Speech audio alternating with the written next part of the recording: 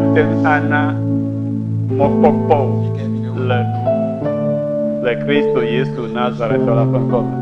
Nye Mawu kpakple nye Aƒetɔ meda akpenɔ ɖe enu siwo katã nele wɔm le tɔwo ƒe agbeme la ta.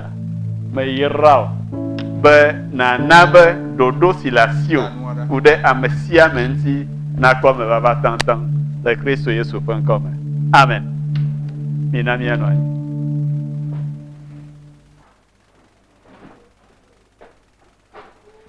Míedzina eha aɖe be enyo nam le Aƒetɔ la me. Mekawoe nye aha ma? Mekawoe nye? O. Ne Mawu ƒe ŋui fafa yɔ nye dzi me. Mekawoe nye? Ame ɖewo yɔ li menye oa? It is well. Mekawoe nye? Fine. Ame yi kpa hama eƒe ŋkɔe nye Horatio Spafford. Ye ŋlɔ nyagbeawo. Hagbea Philip Bliss ye ŋlɔe. Wa nɔnɔme kame ye Horatio Spafford ŋlɔ haya lo. Lɔya ye wònye, senyala ye wònye. Le Amerika. Dze meɖi naneke le gbɔ. Togbɔ be nye lɔya hã, ega tsɔ gakɔ de enumbuwo me, adzɔgãwo le esi. Eɖe srɔ̃, wokple srɔ̃wo le nyuie. Wodzi eviawo me 5. Nyɔnuvie, ŋutsuvie nye ŋutsuvi ɖeka koe le wo si nye dɔmlea. Le eƒe 1970 me, yewovi ŋutsuvia ku. Ele aɖiba ku kpe wòku. Eƒe nenɔ si wòku. Eƒe yi kplɔe ɖo me ƒe 1971 mea. Edzo dze aƒe le Chicago, Amerika be du gã aɖe me. Fi ma ebe adzɔ gã, akpa gãtɔwo nɔ. Eƒe nuwo kekeŋ fia. Nuwo kekeŋ fia nɛ. Eye míagblɔ be edze anyi. Mesugbɔ ŋutɔa. Evi ŋutsuvi ɖeka le asiwòa, eku. Eƒe yi trɔ kplɔe ɖo kɔa adzɔwo kekeŋ wofia. Mesugbɔ ŋutɔa. Eƒe eve megbea, ƒe 1973 me, le ƒe ɣleti 5 mea, egadzraɖoƒewo, eganyawo katã va dzadugu le edua me.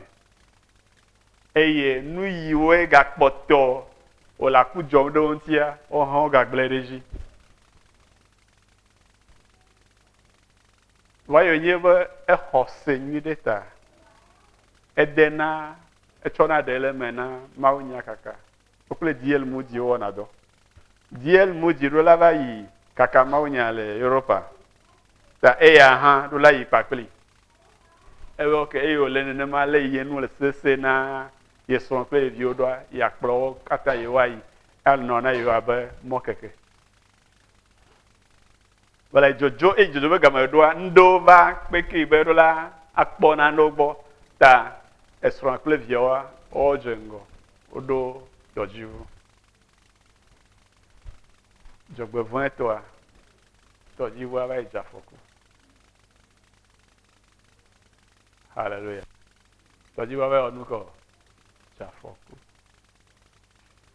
Eye esrɔ̃a wɔ message ɖo ɖe menye SMS o. Eye woyɔna gbeɖegbea be Telegram. Yɔ ɖo ɖe be yi ɖeka koe kpɔ ɖeɖe. Via nyɔnuviawo me nea, wo kekeŋ woku. Ye enya be le nɔnɔme asese na ye srɔ̃ ɖoa, ye te ɖo tɔdziʋu be yeava yi tui. Le tɔdziʋu ma mea, ye rama be nyagbo va ne yo no dali yo be ne Mawu ƒe wi fafa va dzi bɔ na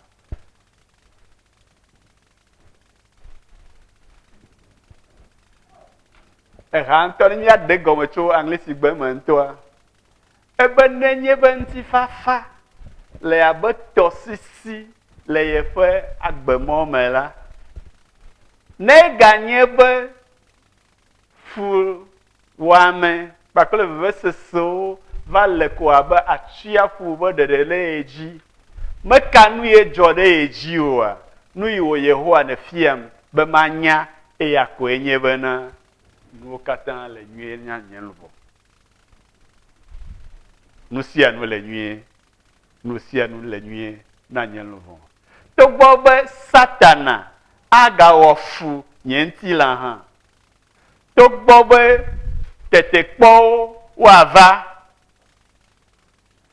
nyanyakɔte ya ne nɔ menye ɣeawo katã yi be Kristo kpɔ nye mateŋuiwo katã eye wòxe fe kple eƒe ʋu ɖe nye luvɔ ta enyo nam enyo nam enyo na nye luvɔ nye nuvɔ o nyonyoglo sie le susu gã ya me be menye nye nuvɔwo ƒe ɖewo ko ke bo nye nuvɔ blibo la katã ye wòklã ɖe atitsoga ŋuti eye nye megatsɔe o woakafu aƒetɔ la ɖa o nye luvɔ kafu Yehowa enyo nam le aƒetɔ la me na nye ya la anɔ kpakple Kristoa eye nye agbe ekema Kristo nye agbe nenye be le Yɔrdan godo nenye be woayɔm le eku ayɔm hã nye ma aɖe lãgbalãgba ɖeke o elabena eku enye agbe nam eye wò ya agado dali ɖe tome na game bena wò ŋutifafa enye nye luvɔ ƒe egome enyo nam le aƒetɔ la me ke aƒetɔ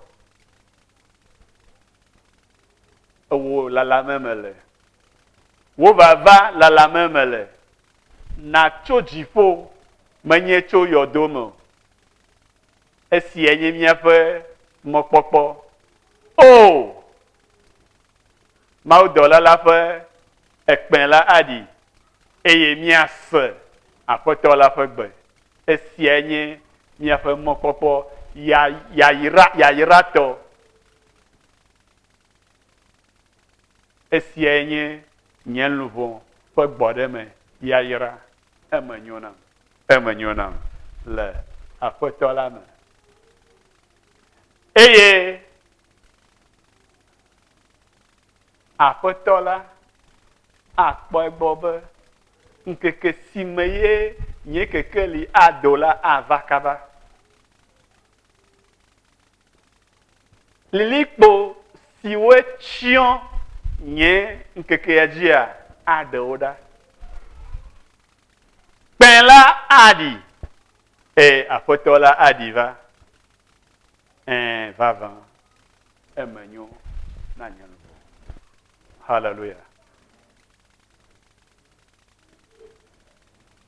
Yehowa ƒe mɔwo menye míaƒe mɔwo o eye míaƒe mɔwo menye Yehowa ƒe mɔwo o ŋɔŋlɔa na mí nye bena nuwo katã tim hea nyuie vana ame siwo lɔ̃a Mawu ame siwo tia le eya ŋutɔ ƒe nuɖoanyi la nu megblɔ be ɖe enu nyuiwo wɔa dɔ na ame siwo lɔ̃ Mawu megblɔ be enu dzeani o megblɔ be ŋutifafa ƒe nuwo ko megblɔ be nyanyuiwo ɖeɖe ko ebe nuwo katã tim wɔa dɔ asi le asi me ta meka nu ye dzɔdzɔm le woagbe me eme nyo na o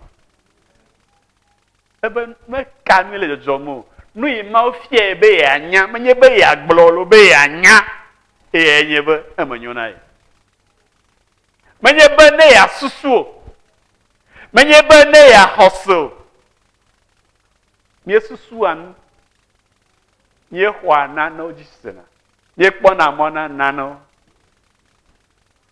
ake egbe ate ŋu kpɔ mɔ na nane etsɔa megakpɔ mɔ na nu ma ke o xɔ nu si nenya la eya nenye amen ebe nu si mawo fia ye be yeanya eya nye be enyo na ye mɔ yi Yehowa ta na wa eya nyo na wa abe mɔ ya kpɔm ne le ya edze abe nye mɔ aɖe yi edzɔ ŋutɔ hã va nye menya fi yi mɔ ma yi nɔ do yi wa nenya eya ne kpɔe be oke mɔ ma va ha gɔdɔ fika yi mo lo fika yi mo lo ɔna bɔ hã mate aganya zɔn evɔ abe qu'est-ce qui se passe voilà eti aɖe ya dzo le afi ya eti aɖe eva tso mɔ metso mɔ nye kpakple mi menyo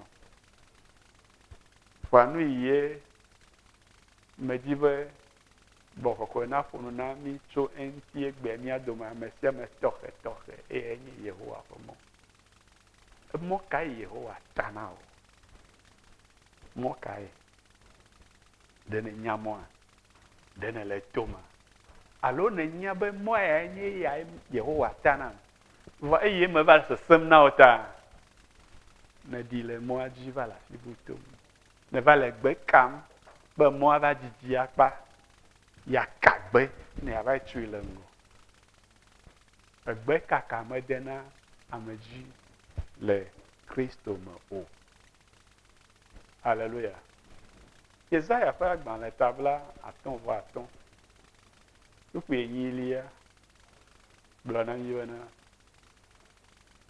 nye susuwo menye miaƒe susuwo o eye miaƒe mɔwo menye nye mɔwo o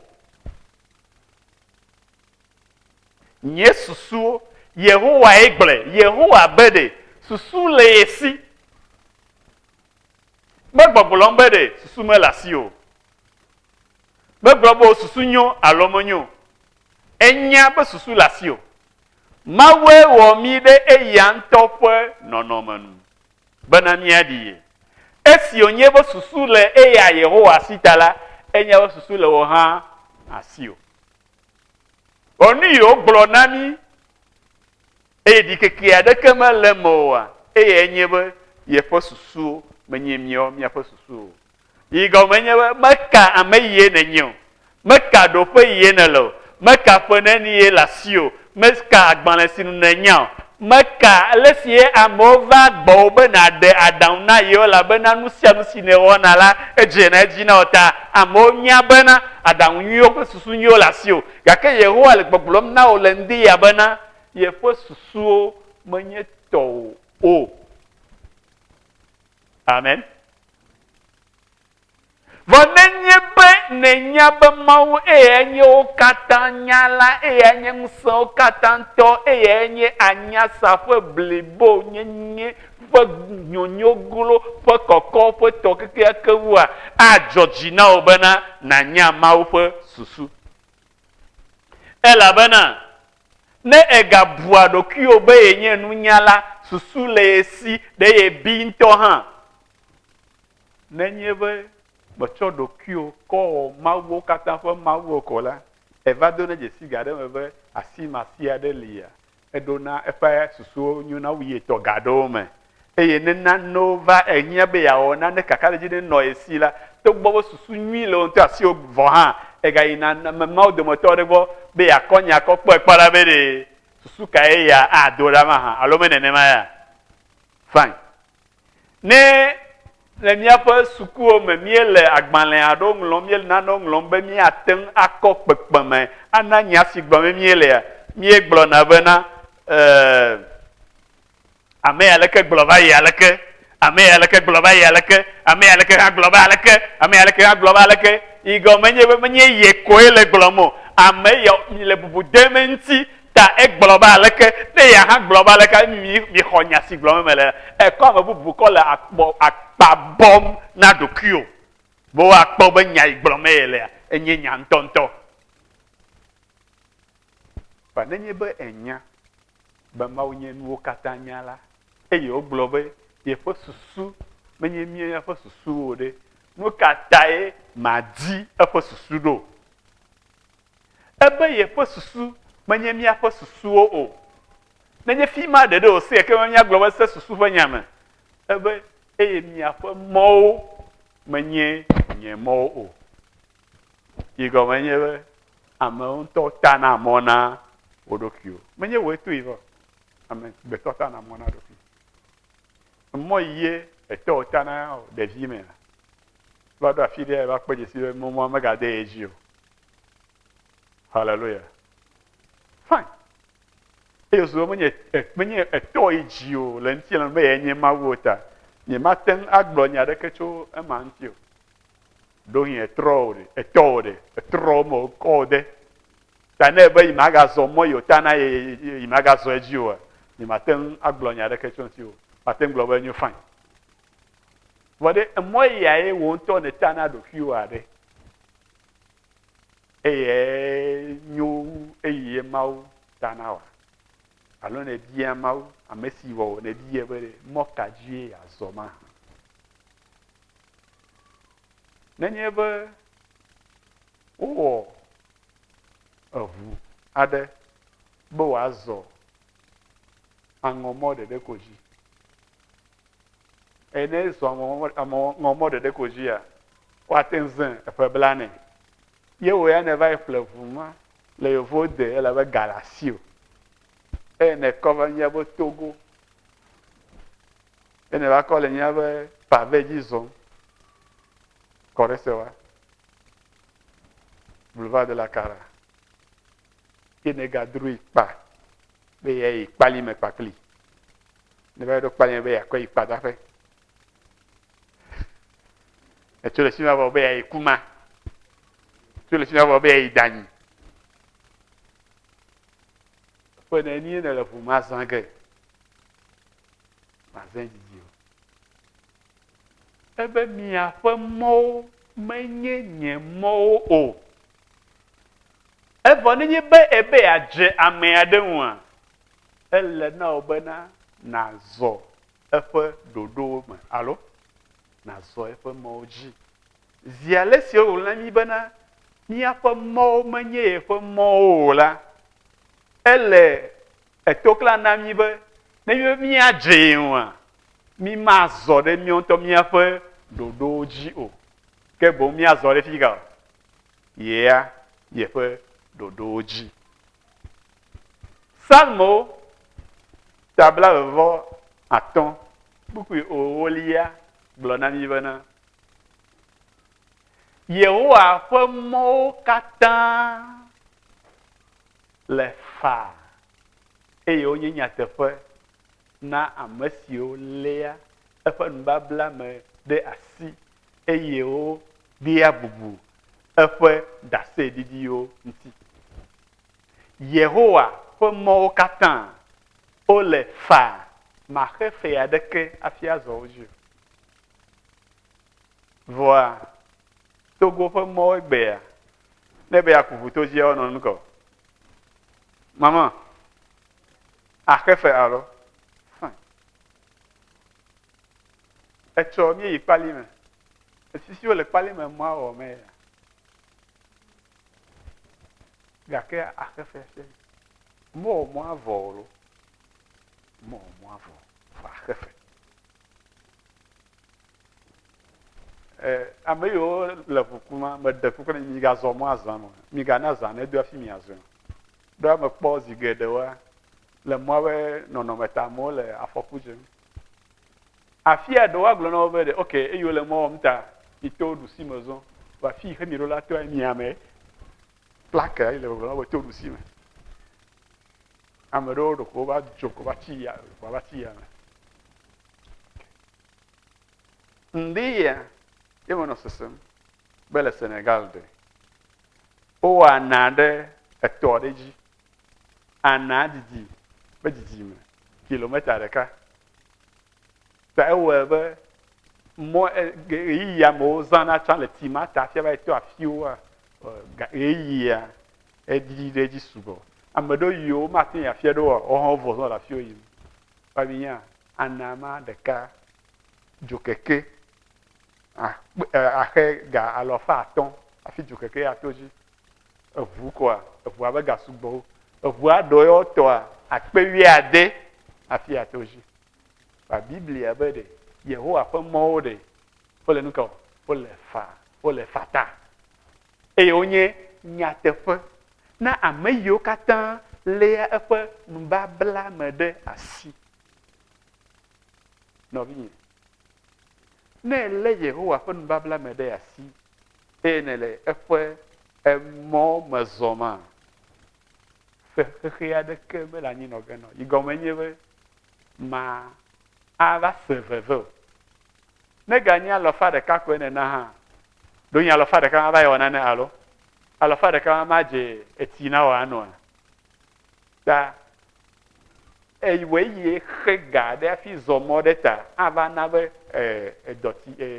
etikɔ ava yi wo mate ŋu dze ti o ana yia be mɔ ɖewo dzia wobe mɔwo axe bie o alo ne xe bie o ma ɖo hi magate va yi nɔ ti o va eʋua eʋu ɖewoa woxena 2,000 alo nya ʋuvitɔ mi xena 100 ne nenema ya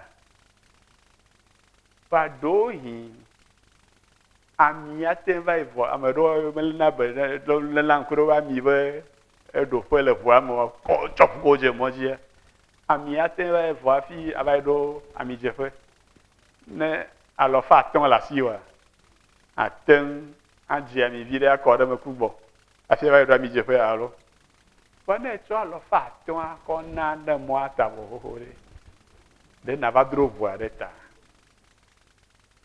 yehowa ya ƒe mɔ ɖe maxe naneke o eye wònye nyateƒe mable o yehowa ƒe mɔ meble na ame o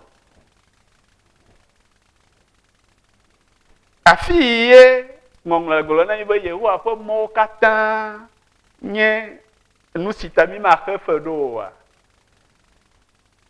wogatrɔ ɖe gɔme ɖe egbe le Francis gbea me wogatrɔ ɖe gɔme be yehowa ƒe mɔfiamewo katã wonye eƒe lɔlɔ̃name ƒe dzesi ta emɔ yi yehowa ta na oa afɔɖoƒe yi wòfia oa menye be yeakɔ se ŋta le ŋuti o ta ye o ne wògblɔ na wo be megawɔe aleke o wɔe ale boŋua togbɔ be edze na abe ale yi wòbe ne wɔ fifi la esese be ale yi ŋutɔ eɖo be yeawɔea menye tame yehowa be ase le ŋuti o ta wo be nawɔe nenema yo lɔlɔ̃ si wòɖo na wo ƒe dzesi ye ɖem fia wò le be wɔe ale haleluya le kpɔɖeŋu me eye wokplɔ Israelviwo dzo le Egyptea emɔ nɔ afiawo yi woato yi woma va yi do go aʋaƒo ɖe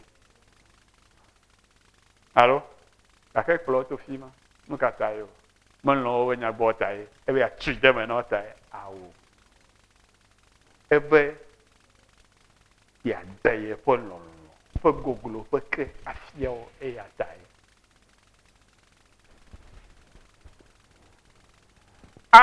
gɔmeɖeɖe bubu gave be eƒe nufiame eƒe nufafia ta emɔ yi yehowa aɖe na wo ɖe enu yi wòafia wo enye mɔ ɖeɖe ya nɔ yehowa meya va tsɔ katapila agbamewo va ƒo ahɔ atiwo be woe zɔ yi menye ya yo nu yi wòafia wo ye nawɔ ɖe dzia enye mɔ yi wòta na woa ame sia ame yi gbe be nu yi yehowa gblɔ na ye be yeawɔ ye mele wɔ ge nenem o le ye ŋutɔ ye kpɔ ɖoa le ye ŋutɔ ye se gɔme ɖo le ye dzro ye ŋutɔ ɖo nenema ye le wɔ ge awɔe va axe be fe va yehowa medzi wo zi go medzi ame ɖeke dzi kpɔ gbeɖe o amewo le zi na ame dzi va yehowa mazi ame dzi kpɔ haleluya mazi dziwo gbe o mazi dziwo tsɔ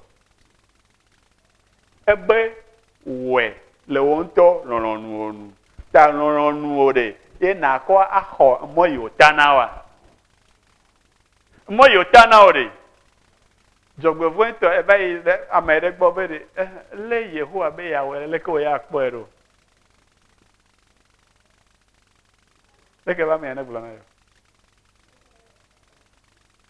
na amea nye nunyala abe ebe leke ebe Yehowa be ya fifia ne Yehowa be ebe yakɔm de nyamea alo Yehowa be ye va le nye be nye susu biam amewula ye nyoe ma nyawo fiam tɔ vɔdzɔgbevɔ̃e tɔa zi geɖea wome yina be gblɔna na amea be Mawu be ye ne wɔe leke o wogblɔna nya ko ɖo ɖe adzɔ nya be amea ne kpɔe ne wagblɔ na ye be le yi nyo woe nye le yi ŋutɔ yi dzi alo ame nya be nunyala ye ame sia ame nya na nu lo ta edzi be ɖe yato fi ta ye wòava ye wagblɔ na wo be ɖe nɔvinye enya fi me le efia lo ok meɖo la yi Benin wa fi ya aƒenye me ya ame ya woanye kpakple mele nu ƒom o le ti ade ya gbe sia gbe no fɔ ko dzedzoe mɔnu kpɔkpɔ le mate to le yi Benin ya lo va na me va nya be le Benin yi ma me dza nyo na mo fi tɔa o ya tɔa kunue ame yi wa ni tsɔa atɔ eyo wu va da le aƒenye me ta bene ma dzo leke wo ya kpɔ fi ka ma to yi Benin ŋkɔ le gble da yi na wo be na gblɔ ebe na gblɔ na ye be ati ya leke ta wo hã gblɔ wɔ nɔvinye mama sese ɖe ti ya leke mawo ne yera to wo ŋutɔ dzi wo be ato ya leke awo megawɔ ne nene ma gblɔ ne be Mawu be ɖe ye ne wo ŋuti fafa kpakple ame yawo afi ne yeadzo yi Benin ye koe wòanyo nɔ medzi be yewo ŋuti afa kpakple wo ta megblɔe ne nene ma fifia ne nye be eya be yewoado gbe ɖa ye wòdo gbe ɖa kaka be nu yi va na me nye be wɔna me abe mi kple aƒelikawo aɖewo mi mele nyui afi be yeazɔ mɔ ne me ŋuti afa kpakple ame ma afi zɔ mɔ ame dzi dze ge na o wedzo le gbɔ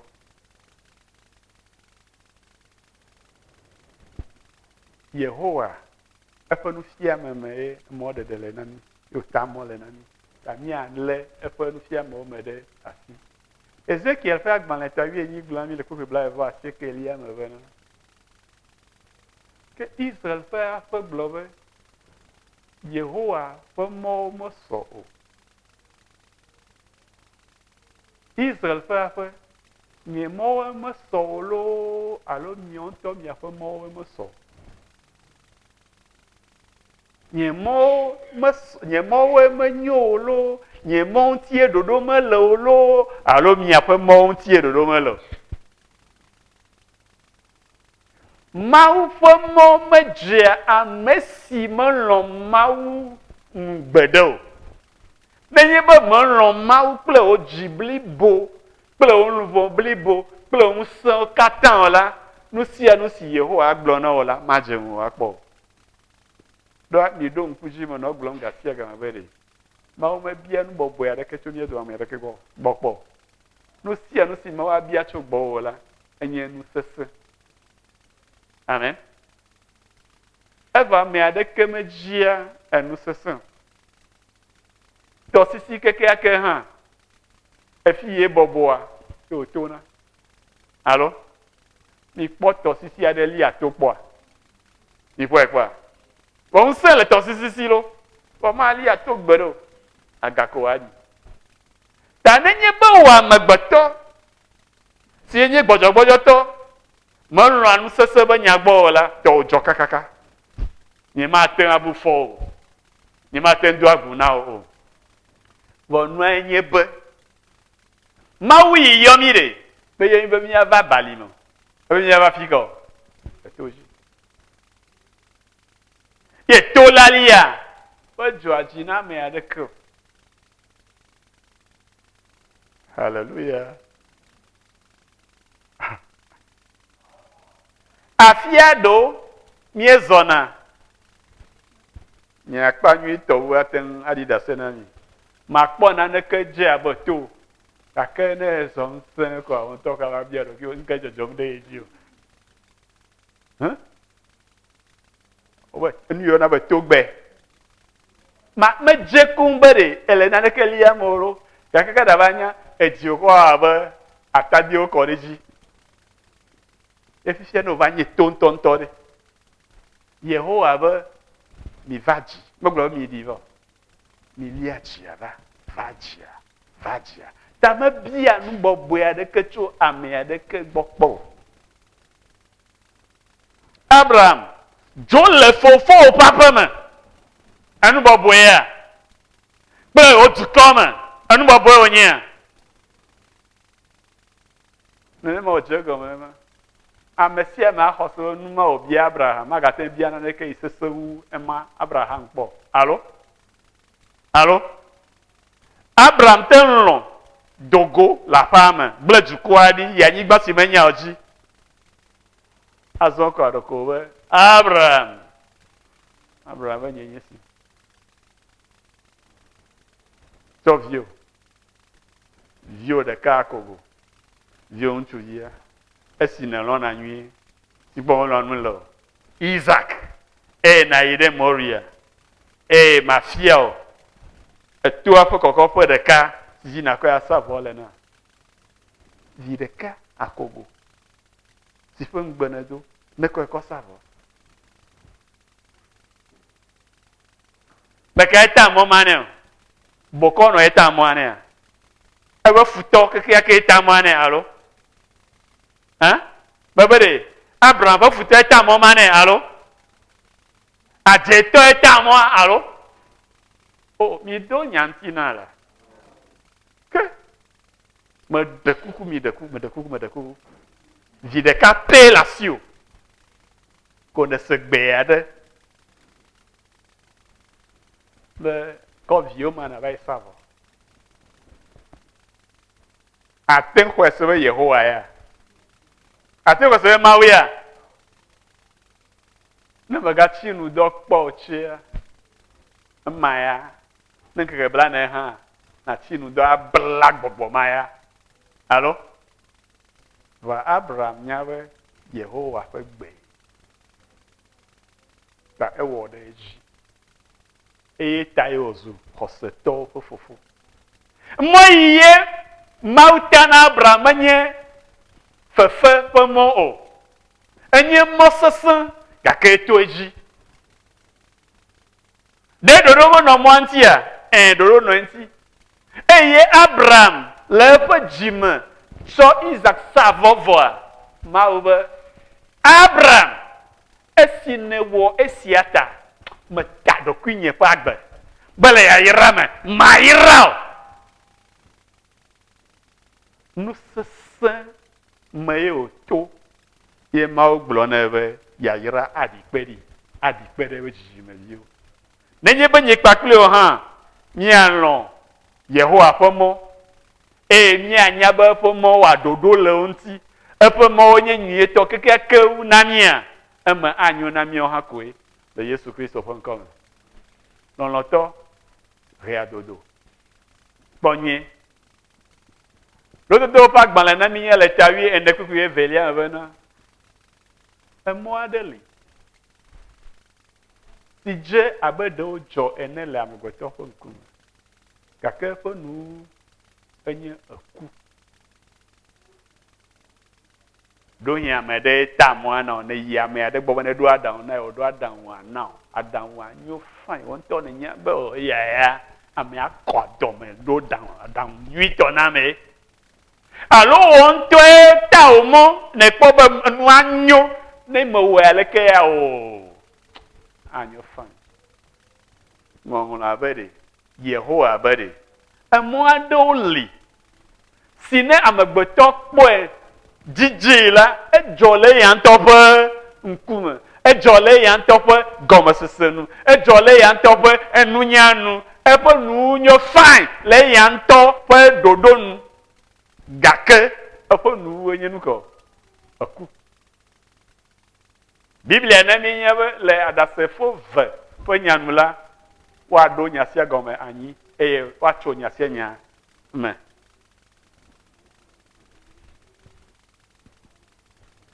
Lododo ke tawi ade kukula va atɔ̃lia va ɖeke. Mɔ ya dze abe ɖewo dzɔ ene le amegbetɔ ƒe ŋkume.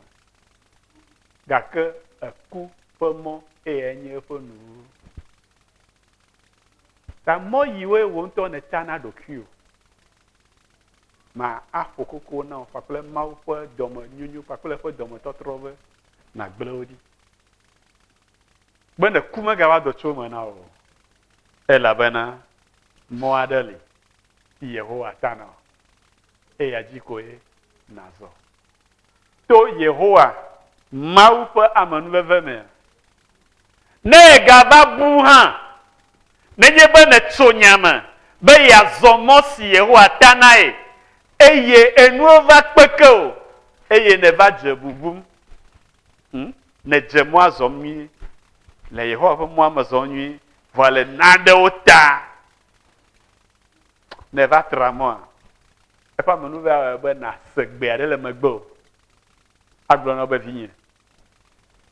vinye, mɔ la nye si, trɔ va eme, megayi ɖe mi alo ɖusi dzi o. Yehowa ƒe gbe aɖi na wo. Esiae nye be wo ŋutɔ ne tso nyame bena yeawɔ Mawu ƒe lɔlɔ̃nu. Ne tso nyame be yealɔ̃ Mawu ayi ɖe mavɔmavɔ me. Eye Mawu nya be wo dzimedzidzi ye nye be yealé ɖe ye ŋuti, ne le ye lɔ̃m vavã. Be ɖoyi xexea ƒe yaƒoƒowoe lɔ ɖe nu eya mekpe sugbɔ ya kɔ yi fi ma. Yesu Kristo be gbɔgbɔ la le didim gake ŋutilã gbɔdzɔ. Nenye be gbɔdzɔgbɔdzɔe na ye ne va tra le mɔa mea, ase gbea. Be ao, vinye, ao, nɔvinye, etra le mɔa me, trɔ va.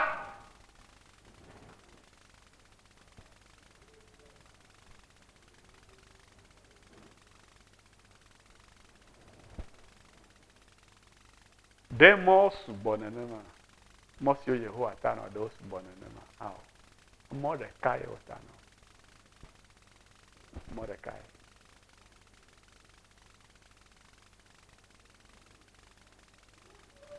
Ɖe ɣeyiɣi sesẽwo ate ŋu ava ame si lɔ̃ Yehowa ƒe agbe mea. Baŋkasrɔ̃. Ɣeyiɣi sesẽwo ava koe. Nusesẽwo ava koe. Elabena ame sesẽwo ye dzime wole. Mate gblɔgblɔ be zɔzɔm kpakple Mawu ye dodokpɔ mava wɔ agbe me.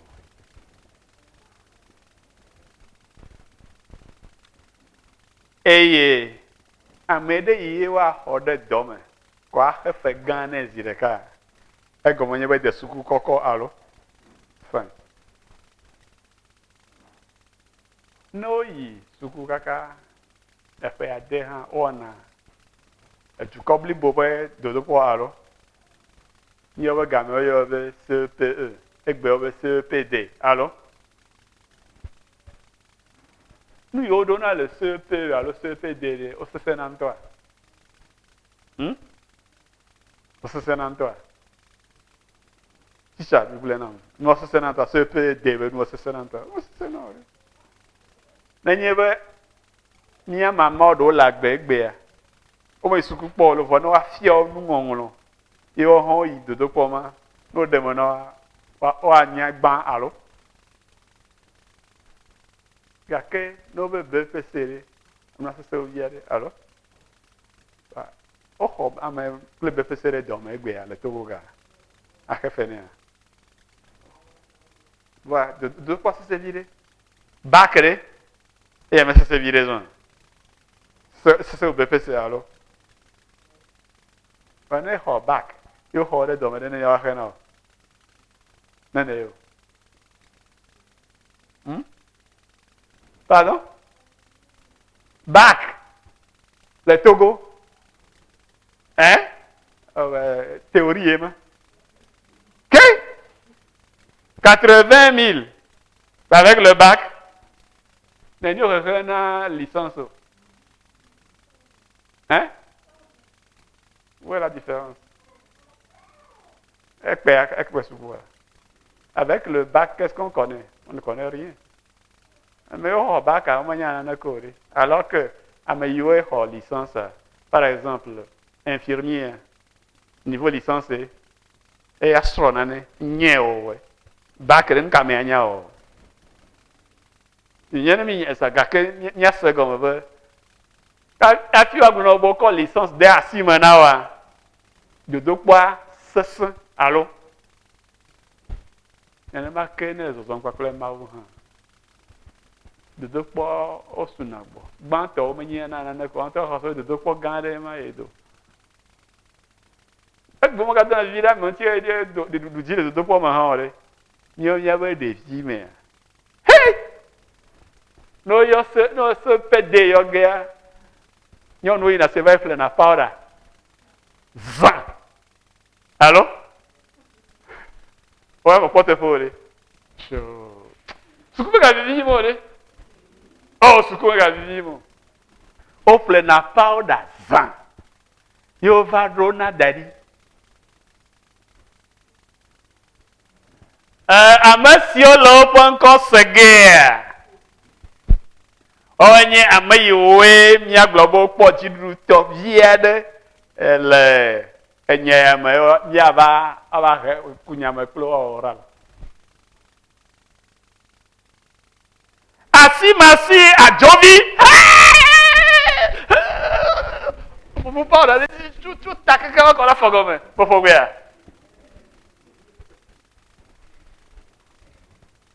ta amayiwe gbenya doya kwa ba do hi ga me ameko vai fonu ple ni ota enu ale fi ma o kopora de yaji alo o kopora de no aji kopora de to aji afie yan to ba o bozo do o ba we dozo wa ko edeji wa vai ale kokoro awu atofufu ne ba miye ora su ko ga vi more Minha, sans CPE, donc il y a une licence. Le temps il y a un gamin. Nous avons CPE. Train du matin, on dit pas. Un ami est dicté. À me yobenya. Pour faute à vous d'adado le dicter me ko ya e pa no oge o ya ojo ka fi ava onu pote ona me o ka blo me lo dodo po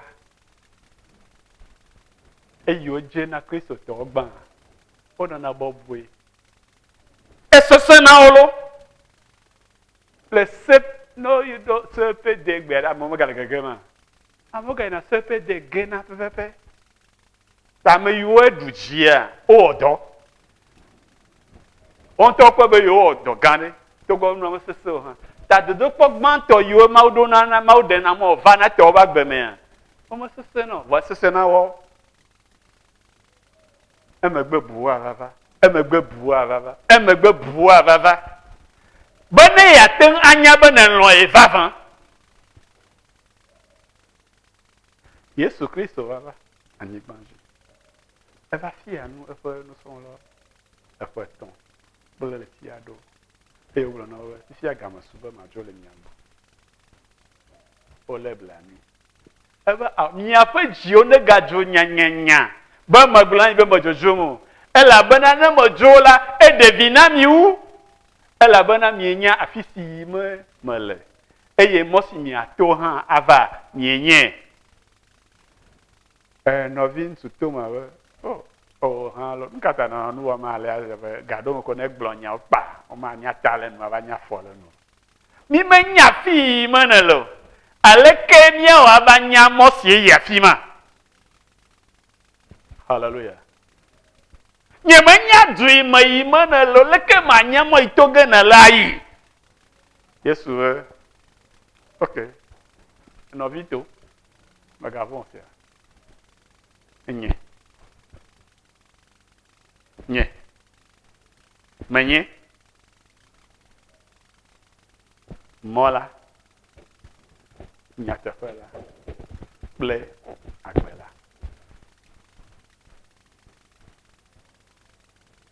Ele gbogbombe pom danyi. Ne ebe emenanyo na ede. Wo nku, wo tame susu, wo mokokpo ne no jinye. Ne ebe emenanyo na ede. Begato nku dare doki ojio.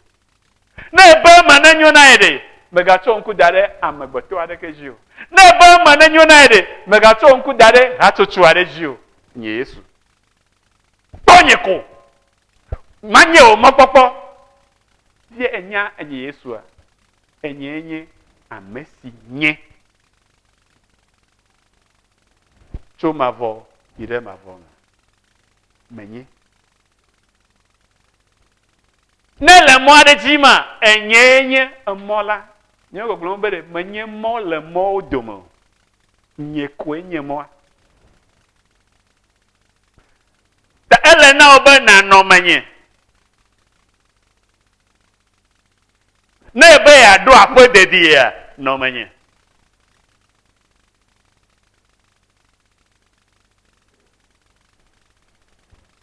Na jodi mekeke pe gamesu na ama yiwe funa ju kaba. Ya ko te na free na o katan aro. Yo oglona be mi jirado.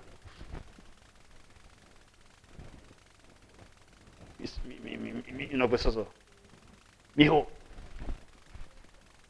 Amese no la fuju to be e free me. Alo. Na jova ile ke go nu go.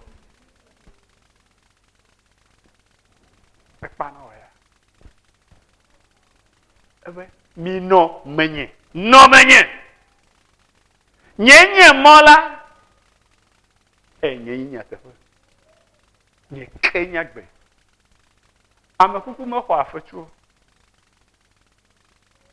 nu ive nawu le nye be gɔmesese nu nye be ame aɖe ne nɔ agbe woanɔ dɔ wɔm woanɔ nu wɔm na dukɔ anɔ dukɔa dom ɖe ŋgɔ womakpɔe ne o lo womagblɔ mana woanya be ɖe ele dɔ ɖe wɔm na dukɔ ne gaŋɔ va ku vɔzɔa abe woda ŋkɔ ɖe edzi le eƒe ku megbe kema woayɔ edua ƒe afi aɖe be ablɔ aɖe be enye asimasi ƒe ablɔ nuka asimasi ƒe le me ne nye va srafowo kɔ wo ɖe dua aɖewo me be ne va yi wɔaʋa ne va yi le ŋuti ƒe ame ɖe asi ne tukpe va yi lɔ ye womega va li wogble wo srɔ̃ kple wo viwo ɖi va va be wotrɔ zu nu ka edu be agbonuglawo le woƒe ku megbe mawu medzi be nàku hafi nànye gomekpɔla le nu siwo dzra ɖo na wò la me ebe nàku na ɖokuiwò wòanɔ agbe le ye me haleluya be nye nye mɔ la nye nye nyateƒe la nye nye agbe la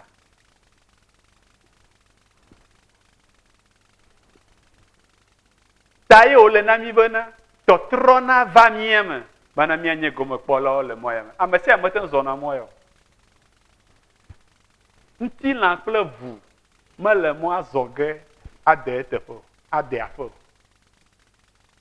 ne mi le ku ƒe nyagblɔma menye be ŋutilã ƒe ku menye ya dzi me mi le be naku akɔ de aɖaka akɔ de yɔdo menye ya le wɔ ge nanye gomekpɔla le me wele be naku na wò nyenye naku na wò ɖokuitɔ dzidzi naku na nye ŋutɔ nye didi naku na nye ŋutɔ nye gɔmesese bena ale yi mawo gblɔ na woa nagblɔ be aƒetɔ eya ta ye ŋɔŋlɔ be me ƒoto ɖo na mi melé afɔ na mi kpakple mawo ƒe dɔmetɔtrɔ blibo la katã bena miatsɔ miaƒe ŋutilã blibo katã awɔ vɔsa gbagbe na Yehowa ame si metrɔ eƒe ŋutilã eƒe nyenye blibo vɔsa gbagbe na Yehowa mate ŋu azɔ mɔa ate ŋu dze egɔme egbea gake va ɖo afi aɖea akɔ mɔa sesẽ akpa madzi afi aɖe to. Hallelujah. Ebe sie nye vɔsa si ŋuti kɔ, si enyo, si edza, si nye miaƒe subɔsubɔ nyuitɔ le agbetɔ ƒe gɔmesese nu. Eye migatsɔ mia ɖokuiwo sɔ kpakple xexea o, ke boŋ mitsɔ miaƒe tamesusuwo wɔ yeye bena mianya nu sie nye Mawu ƒe lɔlɔ̃nu. Esie nyo, esie de blibo. Eya me koe miate ŋu anya Yehowa ƒe mɔa le. Eya ko miate ŋu alɔ mɔa le. Nenye be esia va eme le míaƒe agbe me la, ekema mianye bena na míawo la anɔ agbe la eye nye Kristo. Eye eku nye viɖe na mi. Hallelujah. Menye be naku aɖi ɖe yɔdome wòanye viɖe na wo gblɔm le. Nenye be ame ɖe kpɔe be eku manye viɖe na ya, ye wɔna wo lɔna enivakin alɔfa ɖeka ano. Menye ku ma gblɔm mie lo. Nye ku ma gblɔm Biblia lo. Be naku na ɖokuiwo la nye viɖe na wo. Be naku le wo dzodzro wo biawo nua enye viɖe na wo. Be na mo ne be nɔkpɔ ko o ya le ɖeke me sem o, ɖeke ne le me ko enye viɖe na wo. O ya ne zu movi enye viɖe na wo. O ya ne zu aɖaʋatɔ ne dze Kristo ƒe aɖaʋa viɖe wòanye na wo. Megagblɔ be xexea me ne kpɔ ye be ye bi ŋutɔ, ye nya ŋutɔ, ye tre. Eke mi sɔ mi gblɔ ne ɖo? Hein? Mi gblɔ na ma se. Hein? Ame ya nu kɔ? Hein? To clever. Ye gblɔ mi le zɔn. To clever. Carrément. Nye ŋutɔ be ɖe me le smart afi. Tso. Ame a smart me. Nye. Tso. Ofi portable le fiafi be gome. Tso. Tso. Makaonia. Nye ŋutɔ de me le smart afi. Nenye be míeku na mía ɖokuiwo eye míexɔ Mawu ƒe lɔlɔ̃nu wɔ míatɔ bliboa, míadze sii bena Kristo eye míaƒe agbe eye vavã ku nye viɖe na mí. Ekema Mawu ƒe mɔ adze míawo. Eye ame sie gblɔ be menya susu si meɖo ɖe nye ŋku, menye vɔ ƒe susu o, ke boŋ ŋutifafa ƒe susu bena mana nu si ŋuti mɔkpɔkpɔ le la mi. Eƒe tameɖoɖo ava me le woagbe me. Eƒe ŋkɔŋti akɔ le woagbe me. Eye godo adea ƒe dedie. Nenye be le eƒe mɔa me ɖe asi. Mawu yra. Amen.